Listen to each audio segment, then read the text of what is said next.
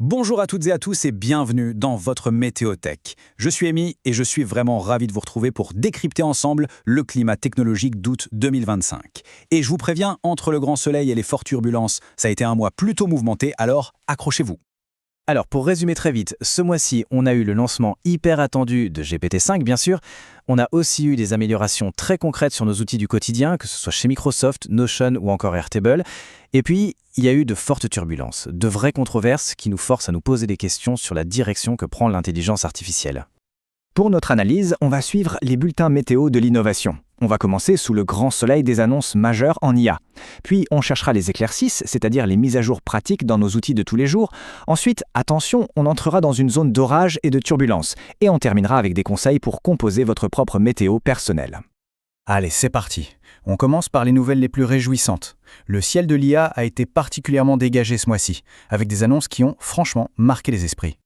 Dès le début du mois, le 5 août, c'est Anthropic qui a ouvert le DAL en se concentrant sur un enjeu absolument capital, la sécurité. Avec la mise à jour de son modèle Claude, l'entreprise a vraiment décidé de placer l'éthique au cœur de la discussion.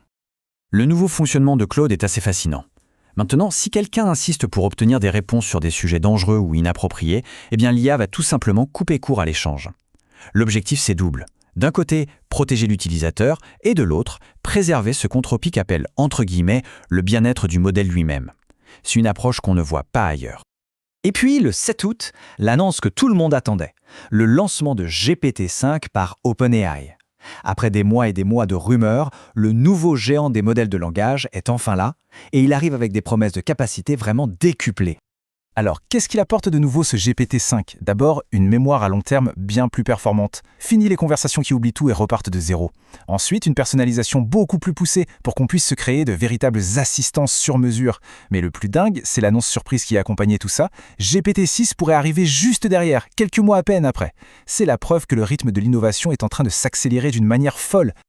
Concrètement, qu'est-ce que ça change pour nous ? L'impact se ressent partout. Pour une PME, par exemple, ça veut dire une création de contenu plus cohérente et une automatisation plus fiable. Pour un employé, c'est une aide beaucoup plus pertinente au quotidien. Et pour les coachs ou les formateurs, c'est la possibilité de générer des supports de cours multilingues et ultra personnalisés. Le point commun dans tout ça, c'est qu'on a enfin une IA qui s'adapte à des contextes spécifiques. Évidemment, Google n'allait pas rester les bras croisés. Le 25 août, l'entreprise a dévoyé de grosses améliorations pour son écosystème d'IA, Gemini. L'accent a été mis sur la créativité et l'utilité au quotidien, avec en plus une petite surprise pour les créateurs de contenu.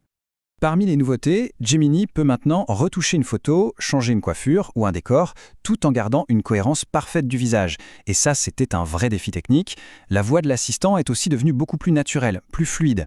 Et surtout, Google a offert un accès gratuit à son outil de génération vidéo, VO3, le temps d'un week-end. C'était une super occasion de tester ce qui s'annonce être le futur de la création de contenu.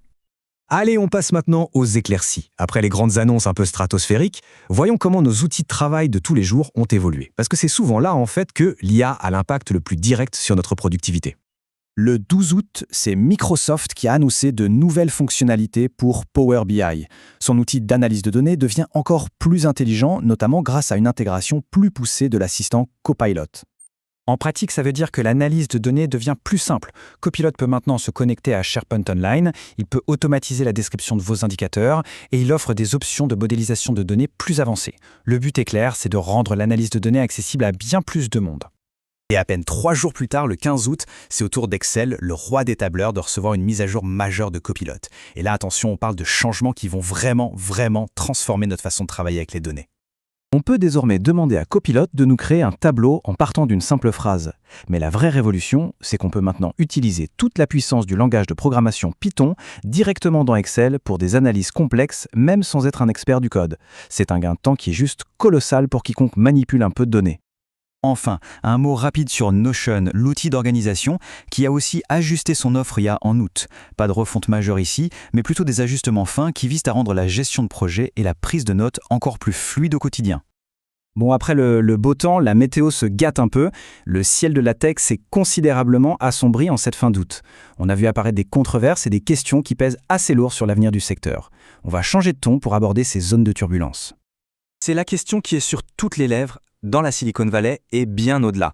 Les valorisations des startups IA atteignent des sommets complètement fous. Alors, Est-ce que cet enthousiasme est rationnel ou est-ce qu'on est en train d'assister à la formation d'une bulle spéculative ? Et cette inquiétude, elle ne vient pas de n'importe où. Elle vient du cœur même du réacteur. C'est Sam Altman, le PDG d'OpenAI lui-même, qui a déclaré mi-août qu'à son avis, les investisseurs étaient trop enthousiastes. Une déclaration choc, qui a vraiment jeté un froid et qui alimente les craintes d'une correction brutale à venir. Mais les turbulences, ce ne sont pas que financières. Des scandales très graves ont éclaté. D'un côté, le magazine Forbes a révélé une fuite de données massive chez Grok, l'IA d'Elon Musk, qui a exposé des centaines de milliers de conversations privées. Et de l'autre, encore plus grave, la BBC rapporte une plainte absolument tragique contre OpenAI, où le chatbot est accusé d'avoir joué un rôle dans le suicide d'un adolescent. Ce sont deux affaires qui posent des questions de sécurité et d'éthique fondamentales. Et pour finir sur cette section un peu agitée, la guerre des titans fait rage. D'un côté, on a Elon Musk qui accuse OpenAI d'avoir trahi sa mission d'origine et qui s'attaque à Apple pour sa position dominante sur l'App Store. De l'autre, Apple et OpenAI dénoncent un harcèlement judiciaire et défendent leurs pratiques. C'est un conflit qui révèle les tensions immenses qui existent autour du contrôle du futur marché de l'IA.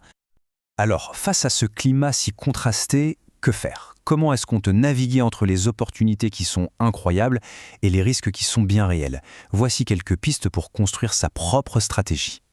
Je vous propose 3 actions concrètes à mettre en place. Premièrement, prenez le temps de tester une nouvelle fonction d'IA dans un de vos outils quotidiens, que ce soit Copilot dans Excel ou une option dans Notion. Deuxièmement, préparez une petite idée de vidéo, un prompt créatif pour le prochain week-end gratuit de Google VO. Et troisièmement, et ça c'est crucial, prenez un moment pour aller vérifier les paramètres de confidentialité de tous les chatbots que vous utilisez. C'est vraiment une étape indispensable aujourd'hui. Et voilà qui conclut notre Météotech. Le mois d'août 2025 nous laisse avec une question assez vertigineuse. Cette IA qui évolue à une vitesse folle, est-ce qu'elle sera notre plus formidable outil ou au contraire la plus grande tempête que nous ayons à affronter ? L'avenir nous le dira. Merci beaucoup de nous avoir suivis et surtout abonnez-vous pour ne rien manquer de nos prochaines analyses. À très bientôt.